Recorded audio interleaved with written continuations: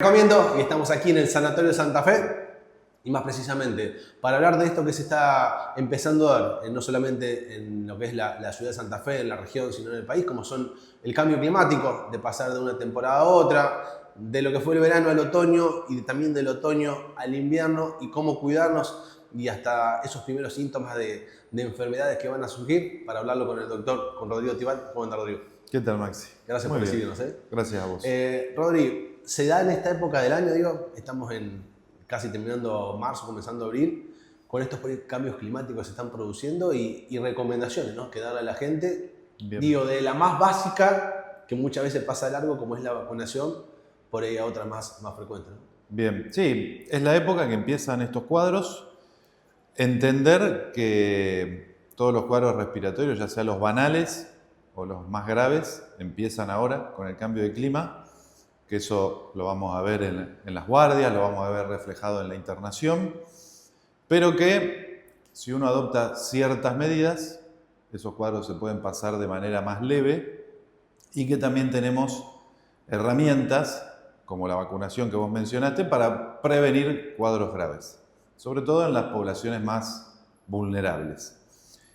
Habitualmente nosotros nos manejamos con recomendaciones ministeriales o internacionales para luego dar consejo a nuestros pacientes.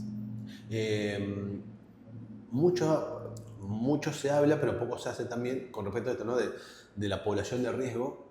Y si hoy tal vez le preguntás, la mayoría aún no se ha empezado a vacunar, cuando creo que ya ha empezado ese calendario de vacunación, ¿no? Sí, recientemente ya se lanzó la campaña de vacuna antigripal, que tiene la misma recomendación que años previos: refuerzo anual en pacientes mayores de 65 años, en embarazadas o en pacientes de cualquier edad que tengan alguna enfermedad crónica. Ejemplo, pacientes con enfermedades que nosotros llamamos inmunosupresoras, puede ser HIV, diabetes, pacientes con enfermedades respiratorias, asma, EPOC, en todos esos grupos, por ahí en cualquier edad, tener presente que ya comenzó la vacunación antigripal.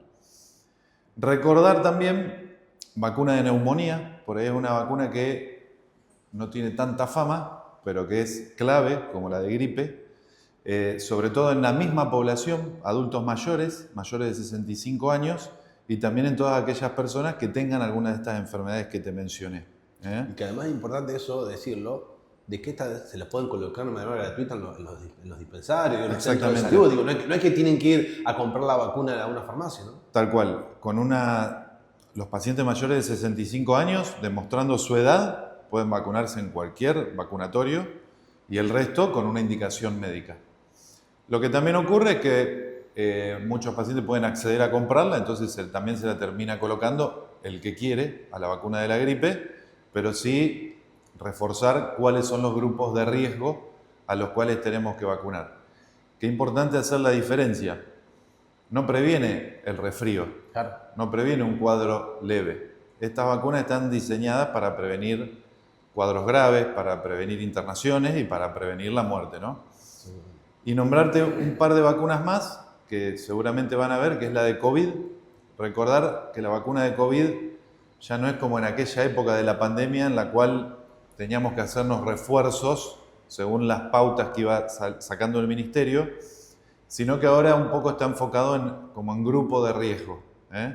Los pacientes que tengan alguna enfermedad inmunosupresora, o pacientes añosos, o casos que te mencioné, diabetes, HIV, pacientes que toman medicación que baja las defensas, se menciona un refuerzo semestral. No. Y en el resto, por ahí de bajo riesgo, anual.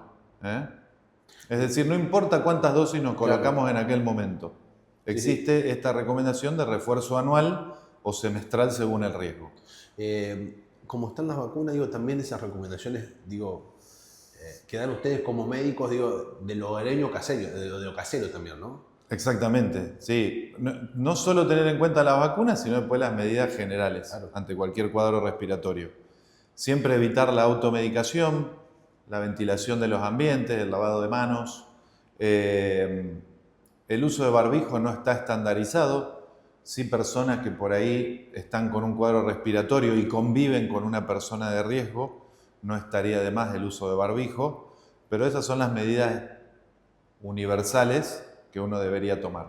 Y después, obviamente, ante persistencia de los síntomas o aparición de síntomas severos, como puede ser fiebre que dura varios días y no baja, falta de aire, agitación, bueno, obviamente concurrir a una guardia para que se hagan los exámenes correspondientes. Digo, y lo importante eso también en esto de los padres con los hijos, ¿no? Con el tema de cuando tienen estos estados gripales y no mandarlo a la escuela, por ejemplo. Sí, bueno, muchos adultos nos terminamos... Está ese tabú, ¿lo mando o no lo mando? Bueno, contagio a todo el resto del grupo. Es muy difícil porque muchas enfermedades tienen una etapa preclínica en la cual antes que aparezca el moco, la tos, ya hay un contagio. Claro, ya está el Entonces, no hay que enloquecerse con eso. Los contagios en los colegios, en los jardines de infantes existen y muchas veces nosotros los adultos terminamos enfermándonos de nuestros hijos y demás.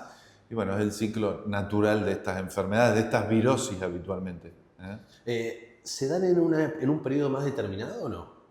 ¿En qué sentido? En ese, de la etapa del año, ahora en abril, con los cambios climáticos, como sí. pasó en estos últimos 10 días tal vez en Santa Fe, de tener 35 grados, que baja a 15 a la mañana, Exactamente, bueno, son las etapas donde está estudiado que aumenta la circulación viral.